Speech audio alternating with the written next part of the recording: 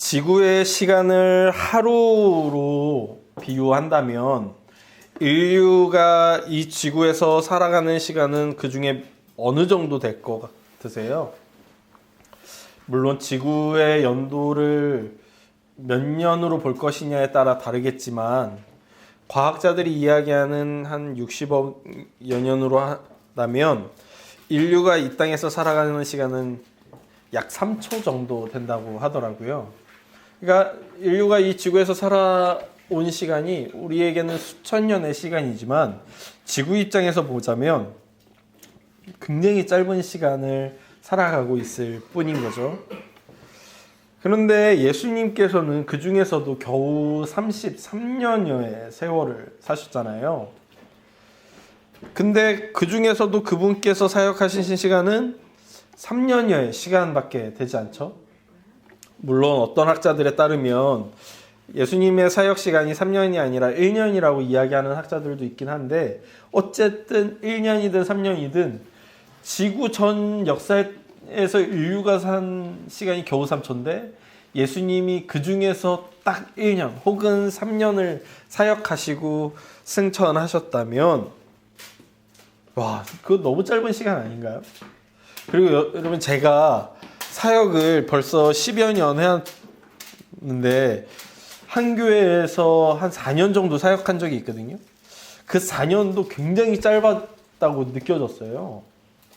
근데 예수님은 그것도 아니고 딱 3년 정도 이 땅에서 하나님 나라를 세워가시고 올라가신 거죠.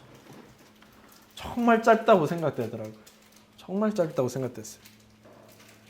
근데 그분께서 올라가시면서 분명히 우리에게 약속하셨잖아요. 나 다시 온다. 올라간 모습 그대로 또 꼭 온다. 라고 하셨는데 야, 그분이 분명히 금방 온다고 하셨는데 그 뒤로 2000년이 흘러버린 것 같았어요.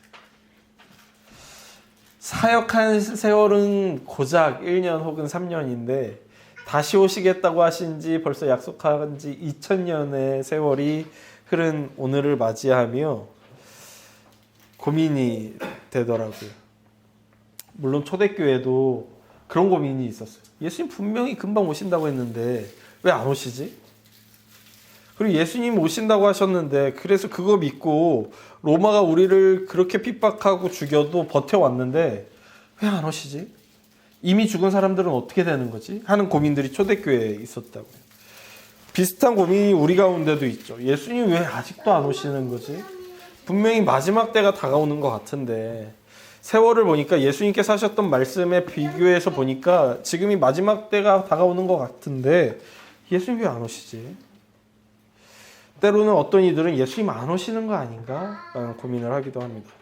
또 때로는 예수님 오시긴 할 텐데 오늘이나 내일이나 내가 살아있는 동안은 아닐 거야 라면서 나태하게 살아가기도 하죠. 그 사이에서 이미 오셨고 다시 오시겠다고 하셨으나 아직 오시지 않은 이 세월을 보내는 우리에게는 참 많은 고민과 고뇌와 어려움들이 있음을 보게 됩니다.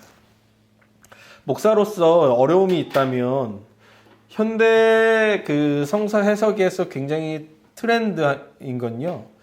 성경이 그 시대에 어떤 의미였는가를 찾아가는 게 요즘 트렌드거든요. 근데 그 트렌드에 따라서 성경을 연구하다 보면 특히 바울 서신에서 바울은 이 편지를 쓸 때 예수님 곧 다시 오십니다를 가정해 놓고 쓴 경우가 굉장히 많아요.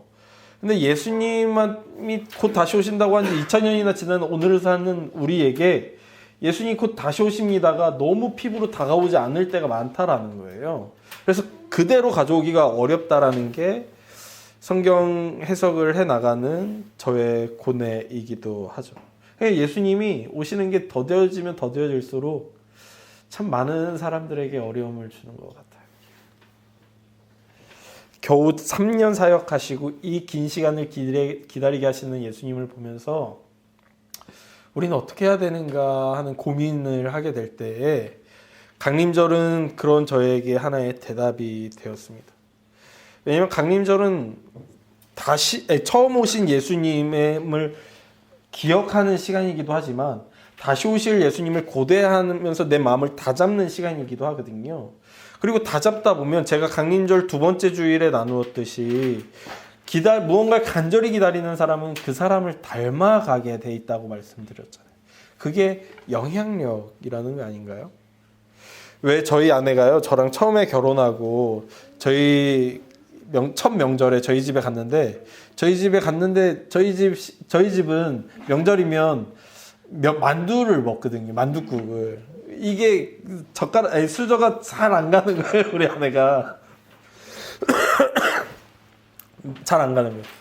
그래서 생각해 보니까 저도 어려서부터 먹었으니까 이게 맛있는 거지, 처음 먹으면 어색하겠다 싶었다는 생각이 드는 거예요. 왜냐면 저희 집 만두가 그냥 흔히 시중에서 파는 만두가 아니거든요. 저 어려서부터 이게 이상했어요. 왜 시중에서 파는 만두에서 우리 집 만두 맛이 안 나는가. 내가 고기 만두도 먹어보고 김치 만두도 먹어보고 세모 만두도 먹어봤는데 왜 우리 집은 맛이 안 나지? 하고서 나중에 커가지고 찾아보니까 저희 집 만두가 평양식 만두였더라고요. 저희 할아버지 할머니가 어디서 내려왔는지를 그때서야 다시금 생각하게 됐었어요. 저희 할아버지 할머니가 평양에서 내려오셨었거든요. 국물은 슴슴하니, 이 슴슴하다도 평양어더라고요. 심심하다는 말의 북한어. 슴슴하니 고기 국물에 다양한 재료들을 속으로 가득 채워서, 특히 평양식 만두는 피가 두꺼워야 돼요. 이 두꺼운 피에 하는 이 평양 만두가 어려서부터 먹은 저에게는 익숙하지만 처음 먹은 아내에게는 어색했던 거죠. 근데 결혼한 지 10년, 매 명절 때마다 이 평양 만두를 먹기 시작한 아내가 얼마 전부터 만두를 사 먹기 시작했어요. 만두 먹고 싶다는 말이 저희 아내 입에서 드디어 나오기 시작한 거죠. 돈을 주고 만두를 사 먹을 줄이야. 이런 게 영향력 아니겠어요? 같이 살다 보면 서로에게 영향을 주고 영향을 받고 살아가게 되는 거죠. 예수님께서도 어쩌면 그러셨던 것 같아요. 예수님이 금방 오시겠다고 하셨지만 다시 오실 게 이렇게 들려야 될 걸 예수님께서 모르셨겠어요? 그때 예수님께서 뭘 이 땅에 남겨두셨죠? 그분의 제자들을 남겨놓으셨습니다. 그리고 교회를 남겨놓으셨어요. 그리고 그 제자들에게 다시 오실 예수님을 고대하라고 말씀하시며, 고대하는 동안 그냥 고대하고 가만히 있지 말고 또 다른 제자들을 삼으라고 말씀하셨죠. 오늘의 본문처럼요. 영향을 끼치라고 말씀하셨어요. 예수님이 사역하셨던 건 겨우 1년 혹은 3년이지만 그분께서는 제자를 남겨두심으로 그 3년이 영원히 되게 하셨습니다. 찰나와 같은 짧은 시간이었지만 예수님께서 남겨놓으신 영향력은 영원히 되어버렸어요. 그리고 이제는 그리스도교는 세계 최대의 종교가 되어버렸죠. 그 영향을 지금 오늘 우리도 받고 예수님을 닮아가려고 그렇게 애쓰고 있지 않냐는 거예요. 그리고 예수님은 지금도 우리에게 동일하게 말씀하고 계시는 것 같아요. 예수님이 오시는 것이 더뎌 보이지만 반드시 오신다고. 그러니 고대하고 기다리라고. 그리고 고대하는 만큼 예수님의 영향력 아래서 예수님을 닮아가라고. 그리고 너희 자신만 닮아가는 것이 아니라 주변의 또 다른 이에게 예수 그리스도의 영향력을 끼치라고 말씀하고 계시는 것이죠.